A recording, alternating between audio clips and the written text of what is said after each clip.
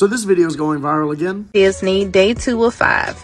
A mediocre breakfast at Hollywood and Vine cost us $223. So let's talk about how you can actually save money at Disney World. And yes, my nose is peeling badly. First off, let me say, if you want to spend this kind of money and you've got it, it's in your budget, that is perfectly fine.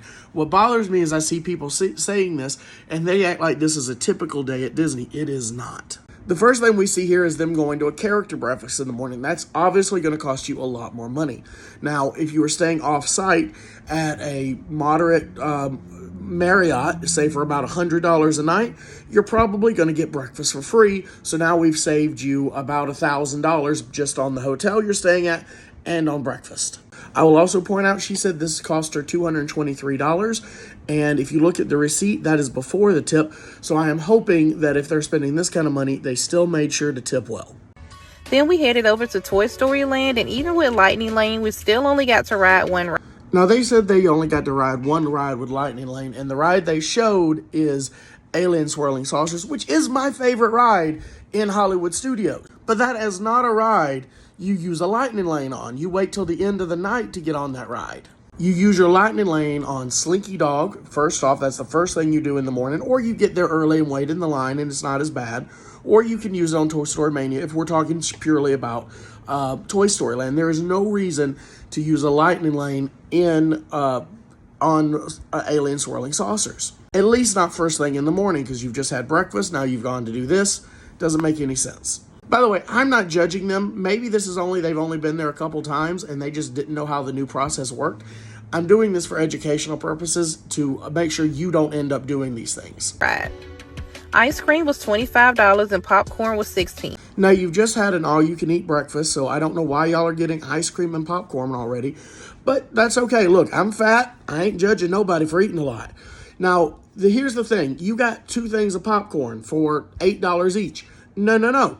This is your second day, your first day. The first thing you do is you buy a popcorn bucket. It's refillable for $2. It's the best deal on property. It might be $2.50 or whatever it is at this time, but it's the best deal on property and it's a really cool souvenir. And yes, you can use it for your entire trip. By the way, I have a whole list of like 27 different ways to save money at Disney World. Available in my Fat Tested Travel Guide, available at fattestedtravel.com, so you can go check that out. Then over at Galaxy's Edge, 3 lightsabers cost us a whopping $800. They also no longer hold them for you until the end of the day, plus different airlines have different restrictions when flying home, so we opted to ship them to us for an additional cost. Look, the lightsabers are expensive. Personally, if you're getting a lightsaber, I recommend this one from Sav Neo. If you go to my resources, I have a link for it, and it's a lot cheaper. Plus, I have a code you can save 10% on. One thing I will say is that shipping is a lot cheaper at Disney World for shipping stuff back. $40 for 3 lightsabers shipping is not bad at all. The way she said no longer tends to tell me this is not the first time they've done this. They've gone to and shopped a lot at Disney World. Again, if they enjoy doing this, they have the money, that's perfectly fine. The thing is, this is not for everybody else.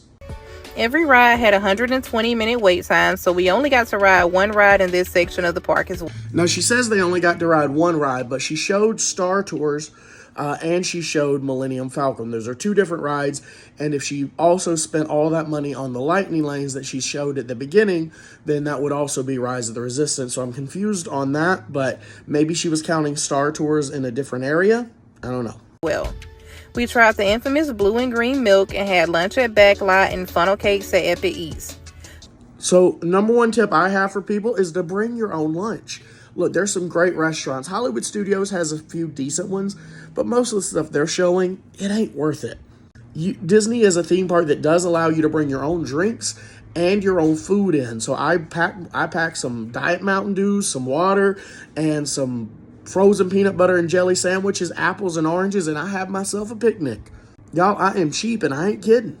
By the way, I have that because the first thing I do is day 1, I have food delivered from Walmart. I have Walmart Plus. I pay $10 a month for it, and I have all that delivered every month. PhotoPass was an extra $170 for cell phone quality pictures. So a couple things. First off, that PhotoPass is for their entire trip, and they've apparently been going for multiple days, so it's not just for one day. And then the other thing is that if you don't need this, you can just get, so if you get Lightning Link right now for the 100th, and I think this came out before they started this. All of the ride photos are free and come with it. And then you can give your phone to a PhotoPass photographer if they want to. They have the right to refuse it, germs, whatever. But they can take photos on your phone if that's all you want. And finally, we had dinner at Planet Hollywood.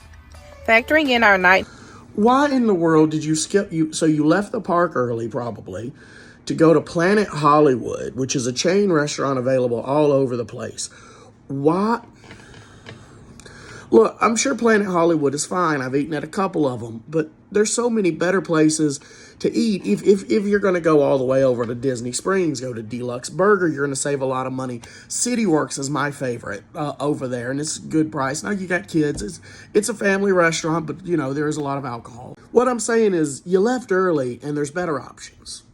The hotel rate of $997 brings our total to $3,758. I don't even know what to say about it. Look, again, if you've got the money, you want to do that, and you find joy, and it's worthwhile spending that at one of the hotels, resorts, good for you. I am not judging, but you're making a video that sounds like you're not fully happy with how much you spent. And it sounds like you went at one of the busiest times of the year. Now, folks, you got to know when you're going and what kind of time frames are going to be. That's why I did a whole video on why expectations are so important to set for your trips. That's over on my long form content. But what they spent on one night at a hotel room is what I will spend on an entire week at Disney World. Actually, I usually don't even spend that, but I'm going to count my costs because I have an annual pass. So, factoring in, dividing by the number of times I use my annual pass, that's probably about right. Disney World does not have to be that expensive. And I hate when people see this because they think it does have to be, and then them and their family don't get to go and experience it. If you want Disney, I'm not saying Disney's ever cheap. I'm just saying it doesn't have to be that expensive. So if you want to go with your family, there's ways to do it. Start by talking to a travel agent, and they can help figure out what's most important for you, because not all this stuff is going to be important. If you really want the restaurants, then focus on the restaurants and save money on the hotel. If you really want the hotel, then save money on the restaurants. A good travel agent is going to help you, and they're not going to cost you anything else. But of course, the first thing you can do is go over to Fat Tested Travel and pick up my guide, where you'll know what you can fit on as a bigger person, how to save money, what to pack, and have better confidence going to Disney World. Now, that's a long video, but I hope you'll take this into account and go save you some money so you and your family can go to Disney World. And I'm sorry that I sound so weird. I'm getting over this. So help me out and go visit my resources.